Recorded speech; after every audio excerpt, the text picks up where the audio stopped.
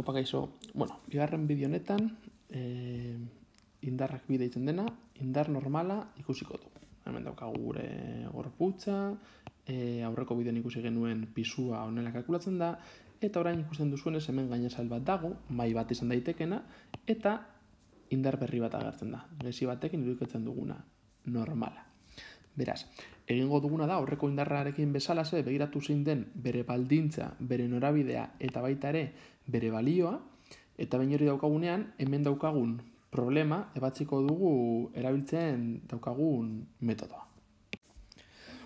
Ikusten dugunez, kasu honetan baldintza izango da gainazal batekin kontaktuan, edo gainazal batekin kontaktuan dago, gainazala edozer izan daiteke. Azkenean galdera da gure gorputza beste zerbaitekin kontaktuan dago, beste gorputza bat izan daiteke, mahai bat, dena dela. Beraz, kasurik sinplena izango zen, ni hemen jartzen dut mahai bezalako bat, eta gainean gure kutxa. Kasu honetan, erantzuna zaila izango zen, baiezkoa, ezta? Tik bat jartzen diogu. Beste kasu bat, izan daiteke gainazal bat egotea, baina gure gorputza ez egotea berekin kontaktuan. Beraz, kasu horretan, mahaiak ez du inolako indarrik egingo gure kutsari. Gehiago. Imaginatu, honela daukagula. Hemen jartzen baldin badugu kutsa, bai. Nolabait izango gara pizkat zorrotzagoak eta jarriko du justo alboan, baina ez dago kontaktuan. Eta bera jausten da mundu ideal batean eta ez du inolako kontaktuaren paretarekin. Bakasunetan, ez zen normalik egongo. Vale. Arazoan noiz dator, imaginatu plano inklinatu batean, ni jartzen dut hemen kutsa, eta nola, lehenik esatea, hemen badago indarra, bai ez da, kontaktuan dago gainazal batekin, bale? Bai esko emango dugu, eta gero norabidean ikusiko dugu zein den egon daiteken arazoa. Eta ez dakit baten bat falta zaidan, honela utziko genituzke. Bale? Gero bakarrik esatea, eta hau ez aizue gehiago interesatzen orain. Izan daiteke, kutsa hemen kontaktuan izatea, eta demagun, hemen daukagula soka bezalako bat, ezta? Eta gu tiraka egiten diogu gora sokari, bale? Tiraka egiten diogu gora, eta orduan, gerta daitekena da, justo kontaktuan egotea, baina ia kontakturik egin gabe, zuek imaginatu, hartu orain alboan daukasun zerbait, boligrafo bat adibidez, eta mailaren gainean izan, baina altzatu pizkatxo bat, eta sentitu justo altzatu horretik gertatzen dena. Justo altzatu horretik momentu horretan, oraindik kontaktuan dago, baina ez dago normalik. Kontaktuan egon behar da, eta gainera eusten edo horrelako zerbait egon behar da. Dena den, hau esaten dugu, hau izango zen, arazo, problema saietan, eta momentuz ez egu gehiagi arduratzen. Orain ikusiko dugu, kasu honetan, baitare kasu honetan, badaukagu normal hori zenolako norabide daukan. Normala marraztuko dugu kolore gorriz. Eta normala beti izango da gainazalaren perpendikular. Jatziko dugu hemen, gainazalaren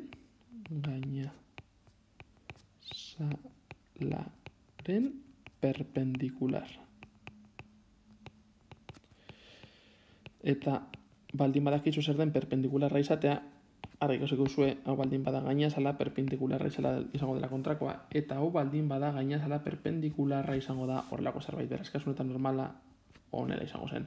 Gogoratu, problema hauetan, aurreko bideoan, esan genuela pisua ez pisua berantz duala, bale? Baina, horrelako problemak agertuko zaizkigu geroago. Eta balioa hemen jarriko dugu problemaren araberakoa. Eta hau, momentu sinisten duzue, zenik esaten dizuet, eta ez daukazu zergaitik esan, gezurretan zaude. Baina ikusiko dituzue problemak eta problema guztietan ia beti helduko gara berdinera, eta normala agertuko zaizue ia beti hau, normala pisua. Eta hau ez dago txarto, baina beti ez da gertatzen. Beti ez. Ia beti, bai. Baina, badakizue nolako agerren irakasleok. Eta orduan egiten duguna da, areketa guztietan horrelako agertu, eta azterketan agertzen zaizue zinetan normala ez den pisuaren berdina. Beraz, kontuz ibili, ez da beti normala, beti berdin izango. Ariketaren batean, ziurnik ez da berdin izango, eta horretan geratuko gara, eta esango zu, goratzen duzuen normalaren bidean zelen esan genuen, adizan, hau geratu daitekelako. Problema honekin hasiko gara. Gu daukagu kutxa bat, mai gainean edo gainesal baten gainean. Eta egingo duguna da, pausuz pausu, aurreko bideoan aurkezten dizkizuen zeintzu diren jarraitu beharreko pausuak, eta gongo gara banan problema honetan egiten. Hau betiko ziko ditugu. Dena den, problema hau baitaren nahiko erreza denez ez diogu potentzial gehiagietarako pausu guztioi, baina sistematikoak izango gara. Indarren diagrama egin. Indarrak egoteko baldintzak. Momentuz, bi indar mota ezberdin ikusi ditugu, eta egin barizkiogun galderak problemari. Lehenengo galdera, gure gorputzak masa dauka, erantzuna ia beti baiezkoa denez, pisua marrazten diogu. Eta hemen, P jartzen diogu. Urrengo galdera eta hau berria da. Gure gorputza gainazal batekin kontaktua dago? Bai, beraz erantzuna izango da, normala egongo dela. Orain, normala marrazten dugu. Vale. Indarren irudikapena egin dugu. Beraz, orain, bigarren pausura pasatu beharko gara. Bigarren pausu honetan, aztertu behar dugu sistemaren mugimendua eta ardatzak erabaki behar ditugu. Imaginatu sistema nola mugituko den. Daukagu gorputz bat, gainazal baten gainean. Begiratu zuen ingurura, mai bat baldin badukazu da aulki bat, eta jarri gainean zuen mugikorra, zuen arkatzen nahi duzuena. Ze gertatzen da gorputz horrekin, ez ere egiten ez baldin badiogu. Geldirik geratzen da, ez da ez mugitzen eskuinera, ez eskerrera, ez gora, ez bera. Horrek esan nahi du, gure sistemaren edo gure gorputzaren azelerazioa nuloa dela, 0 balio duela. Vale? Eta horrela idatziko dugu. Ondoren, isa eta i ardatza aukeratu eta marraztu. Eta goratu behar dugu, horietako bat egon behar dela azelerazioa norabidean.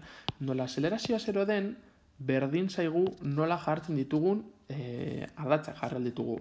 Horrela, edo horrela, beti izan behar dira artean perpendikularrak, hori bai, Zeintzuk aukeratuko ditugu? Aukeratuko ditugu guretzat errezena direnak, izango direla vertikala eta horizontala.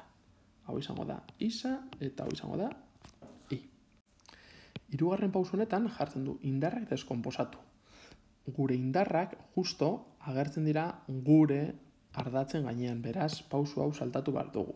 Zergaitik jartzen du, hau iruditxo bate jartzen dizuet, baina hemen jartzen dizuet klika, zeren eta badaukat bideo bat eitzen dena indarren deskomposizioa, eta saltzen du zer den egin behar dena. Dena den, bideo honetan ez du hori erabili behar. Urrengo bideoetan bai, baina, zuek jakiteko. Orain, laugarren pausuan, Newtonen bigarren legea formulita hau erabili behar dugu. Eta, erabili behar dugu bai, ardatz honetan eta baitare ardatz honetan. Ni beti hasten naiz isa ardatzetik. Beraz, idazten du. Isa, 2 puntu. Esateko, isa ardatzean lantzen ari garela. Isa ardatzean, gorputzak ez dauka inolako mugimendurik. Azelerazioa 0 izango da. Baina horretaz aparte ez dago inolako indarrik, beraz, ez dago indarrik, ez dago azeleraziorik, ez dago formularik. Beraz, egiten duguna da, multzo hutsa idatzi. Zergatik idazten dugu hori, esateko, berdin zaigu, baina horrek ez du esan nahi ahaztu zaigunik. Badakigu egin behar dela, baina ez dago zer egiteko. Ondoren, hemen, honetan, naiz eta azelerazioa 0 izan, badauzkagu indarrak, beraz, formula idatziko dugu. Esan dugu aurreko bideo batean, norabide positiboa eta negatiboa, positiboa zer da, gora eta negatiboa bera, depende azelerazioa nora doan. Kasuetan, 0 denez, guk erabaki dezakegu. Eta erabaki dezakegunean, egiten dugu logikoena, goikoa positiboa eta behekoa negatiboa. Zergaitik, jakiteko gure normala gorantz doan, hau da, positiboa, jarriko dugu positibo bezala, bai? Eta aldiz, gure pisua berantz doala, jarriko diogu negatiboa, minus P, bale?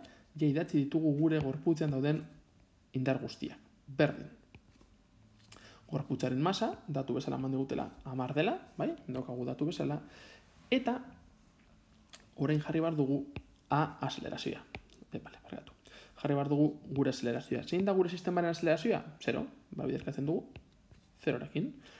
N minus P izango da 10 bider 0. Hau da, 0 izango da. Mugitzen baldin baduzue.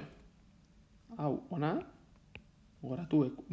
Itxaron, geratzen naiz, ze hori da urrengo pausua. Urrengo pausua, bai, borratzen dut, eta azkenengo pausua izango dela ekuazioa ebastea, bai, hemen daukagu. Hau da gure, azkenengo pausua, ekuazioa ebatzi. Eta horretarako, hasi ja naiz ebasten, konturatu gabe, n-p berdin 0, orduan egiten duguna da, hau, ona pasatu, negatiboa denez orain positiboa bihurtzen da, n berdin p. Eta p izango da beti, masa bider g.